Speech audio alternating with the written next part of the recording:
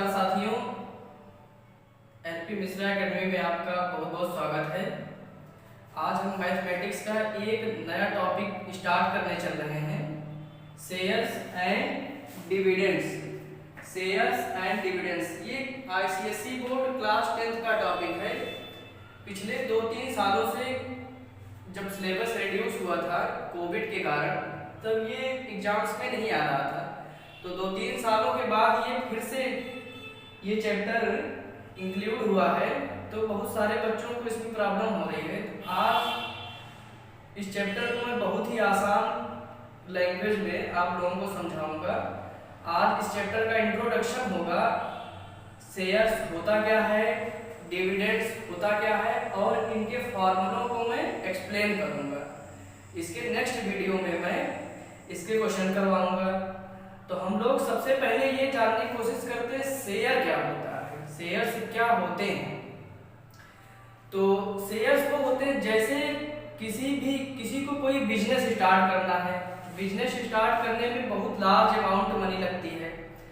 तो बहुत large amount नहीं होता बिजनेसमैन के पास, तो वो क्या करता है, अपना शेयर, मतलब शेयर वो समझ लो जैसे वो कोई एक कागज का टुकड़ा बना देगा, अब उसकी कुछ वैल्यू बोल देगा,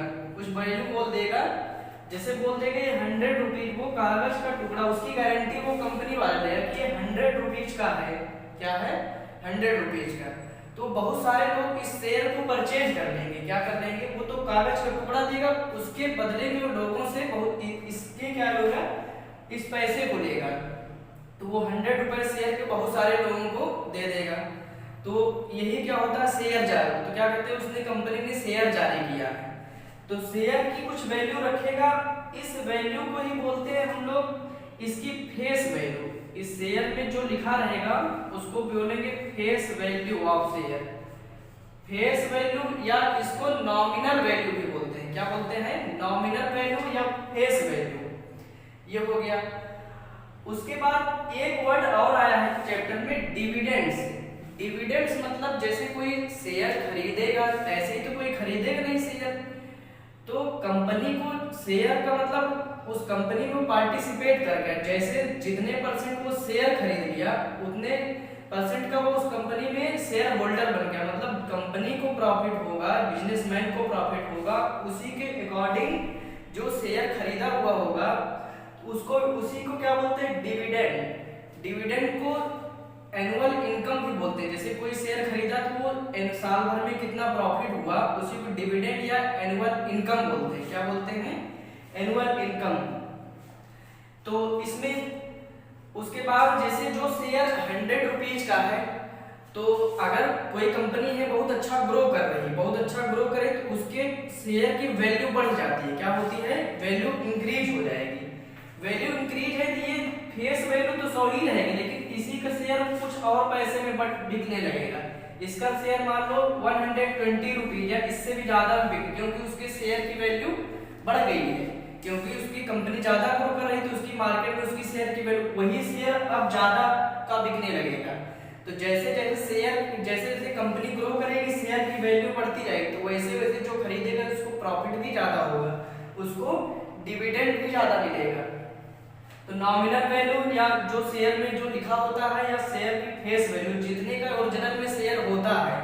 अब कभी कभी मान लो कंपनी उसकी घाटे में चली जाएगी, घाटे में गई तो उसको कम भी हो जाता है, शेयर की प्राइस क्या हो जाएगी, डिस्काउंटेड शेयर क्या हो जाएगी, डिस्काउंट हो जाएगी। मतलब 100 रुपए का शेयर भी उसका 60 रुपए या 80 रुपए में भी बिक सकता है। तो अगर कंपनी प्रॉफिट में है तो शेयर की वैल्यू बढ़ जाएगी, कंपनी लॉस में है तो शेयर की वैल्यू क्या हो जाएगी। तो जो ये बढ़ घट जा रहे हैं इसको मार्केट वैल्यू बोलते हैं। क्या बोलते हैं? मार्केट वैल्यू, जिसको हम शॉर्ट में लिखेंगे एमवी, मार्केट वैल्यू। ये हो गई। और अब हम थोड़ा सा फॉर्मूले में जो टर्मिनोलॉजी है, उसमें जो नंबर्स आए हैं, एनवी, एमवी, एनवी, इसको थोड़ा सा एक्सप्लेन करें। क्या हो? Money invested. मनी इन्वेस्टेड मतलब कितना से पूरा शेयर खरीदने में कितना पैसा खर्च कर दिए हो, मनी इन्वेस्टेड हो गया। जितना टोटल पैसा अमाउंट उस शेयर को खरीदने में कोई लगाएगा, वो टोटल मनी क्या हो जाएगी, मनी इन्वेस्टेड। तो मान लो किसी ने n शेयर खरीदे हैं, जैसे एक शेयर की वैल्यू कुछ है, 2 की डबल, 3 की ट्रिपल, n की शेयर की वैल्यू n टाइम हो गया। n को मार्केट वैल्यू से हम लोग मल्टीप्लाई करते हैं तो टोटल मनी इन्वेस्टेड आ जाएगा। क्या आ जाएगा? Money invested. तो मार्केट वैल्यू से क्योंकि कोई खरीदेगा, जो मार्केट में वैल्यू रहेगी शेयर उसी की खरीदेगा, उसकी फेस वैल्यू से शेयर नहीं बिकता है। शेयर को जो खरीदेगा क्या होगा? मार्केट वैल्यू इनटू n से मल्टीप्लाई कर दें, क्या हो जाएगा? Money invested. तो इस फार्मूले से हम क्या क्या फाइंड कर सकते हैं? हो सकता है तुमको मनी इन्वेस्टेड ये चीज गिवन हो, मनी इन्वेस्टेड क्या हो, हम यहाँ से n ट्रांसपोज करके mb से यहाँ डिवाइड कर देंगे तो यहाँ नंबर ऑफ शेयर आ जाएंगे। n क्या है? कितने share, number of share. n को क्या बोलेंगे? Number of shares. n का मतलब है यहाँ नंबर ऑफ शेयर। यहाँ mv का मतलब है market value of share. Market value of share, जो शेयर की मार्केट में वैल्यू है वो क्या है? Market value of share. तो अगर यहाँ से अगर इन्वेस्टेड मनी पता है, नंबर ऑफ शेयर पता है, तो हम लोग मार्केट वैल्यू भी पता करते हैं इन्वेस्टेड मनी से डिवाइड करके हम लोग। तो इससे दो फॉर्मूले और बना सकते हैं इसी फॉर्मूले से। अगर हम नंबर ऑफ शेयर यानी n इक्वल टू क्या लिख सकते हैं? अब हम मनी इन्वेस्टेड को mi भी लिख सकते हैं। क्या लिख देते हैं? mi। ध्यान देना, मनी इन्वेस्टेड डिवाइड बाय क्या हो जाएगा? इसी कितने mb से डिवाइड हो जाएगा मार्केट वैल्यू। मार्केट वैल्यू से डिवाइड यानी इन्वेस्टेड मनी में टोटल हम मार्केट वैल्यू से डिवाइड कर देंगे तो नंबर ऑफ शेयर्स आ जाएंगे। नंबर ऑफ शेयर्स आ जाएंगे। तो यानी मनी इन्वेस्टेड पता है, market value of one share की जो मार्केट वैल्यू एक शेयर की लिखना है ना, मार्केट वैल्यू ऑफ शेयर पता है और मनी इन्वेस्टेड हम नंबर ऑफ शेयर पता कर सकते हैं डिवाइड करके। सेकंड नंबर पे मान लो इस बार हमको क्या पता है? नंबर ऑफ शेयर पता है। हमको पूछ लिया मार्केट वैल्यू, तो मार्केट वैल्यू का भी यहीं से फॉर्मूला ट्रांसपोज करके बना सकते हैं। तो क्या हो जाएगा? मनी इन्वेस्टेड, मनी इन्वेस्टेड को किससे डिवाइड कर देंगे? n से, यानी नंबर ऑफ शेयर से। नंबर ऑफ शेयर से डिवाइड कर देंगे तो क्या आ जाएगा? Market value of one share हो जाएगी मार्केट वैल्यू। तो फर्स्ट फार्मूले से हमने दो और फार्मूले डिराइव कर दिए। अब एनुअल इनकम पे आ जाते हैं। एनुअल इनकम ने बताया जो प्रॉफिट होता है, क्या होता है? प्रॉफिट होगा। तो इसका फार्मूला होता है यानी कितने शेयर थे तो नंबर ऑफ शेयर, ये डिविडेंड परसेंट कितने, जैसे उसमें प्रॉफिट होगा बताया कि इस शेयर पे कितने परसेंट का प्रॉफिट होगा, उसको बोलेंगे d%। और परसेंट के लिए 100 से डिवाइड कर दिया 100 से, यानी d/100 ये दिया रहेगा। ये शेयर है इतने परसेंट पे इसकी प्रॉफिट डिविडेंड परसेंट है। ये नॉमिनल वैल्यू, नॉमिनल वैल्यू जो ओरिजिनल में शेयर की प्राइस होती है, क्या होती है? शेयर की ओरिजिनल प्राइस, इसको क्या फेस वैल्यू भी बोलते हैं और नॉमिनल वैल्यू भी बोलते हैं। Rate of return, rate of return मतलब जो इनकम हुई है किस रेट से हुई है, मतलब तुम्हारे से रिटर्न कितने का आया है जो, तो क्या बोलते हैं? Annual income. एनुअल इनकम कितना हुई है?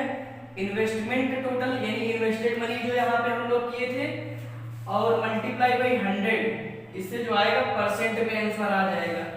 तो ये रेट ऑफ रिटर्न, तीन फॉर्मूले से ये पूरा चैप्टर फिनिश हो जाएगा। बस ये समझना है कि हमको कब कौन सा फॉर्मूला लगाना है। देखो कभी कभी हो सकता है हमको यहाँ पे एनुअल इनकम पता हो, एनुअल इनकम पता होगी और d% भी पता होगा, नॉमिनल वैल्यू या फेस वैल्यू भी ऑफ शेयर की पता होगी, वहां से भी n हम निकाल सकते हैं। या नंबर ऑफ शेयर पता होगा, एनुअल इनकम पता होगा, वहां से हम लोग नॉमिनल वैल्यू भी निकाल सकते हैं। ये सब पता होना चाहिए। ट्रांसपोज होगी, ये सब फॉर्मूले अलग से नहीं, बस इन्हीं तीनों फॉर्मूले से पूरा चैप्टर हो जाएगा। अब देखो कुछ कोटेशंस हैं, कुछ कोटेशन मतलब है कि इसमें कैसे क्वेश्चन लिखे रहेंगे। इसमें कोटेशन लिखा है, इसका मतलब समझना रहेगा। कोटेशन लिखा जैसे हमारा 15% रुपीज 100 शेयर। अब कोटेशन थोड़ा सा हम एक्सप्लेन कर देते हैं। क्वेश्चन में क्या वर्ड रहेगा, कैसे समझें, कौन सा मार्केट वैल्यू है, कौन सा नॉमिनल वैल्यू है। लिखा है 15% rupees 100 share, rupees 100 shares at rupees 145, rupees 145 ऐसे अगर लिखा है इसमें किसको हम मार्केट वैल्यू बोलेंगे, किसको डिविडेंड परसेंट। तो ये जो ₹100 मतलब ये ओरिजिनल वैल्यू, इसको क्या बोलेंगे हम लोग एनवी यानी नॉमिनल वैल्यू, या इसी को फेस वैल्यू बोलते हैं, या हम लिख देते हैं एफवी भी लिख सकते हैं, नॉमिनल वैल्यू या फेस वैल्यू।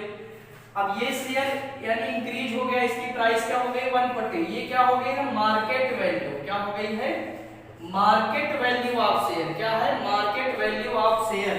और ये जो 15% यही डी परसेंट है, जो हमने डी लिखा है डी परसेंट, जो परसेंट के लिए तो 100 लिखा है, जो परसेंट लिखा और डी की वैल्यू 15 लिखेंगे और 100 से डिवाइड वही डी परसेंट, इतने पूरे को बोलते हैं डी परसेंट।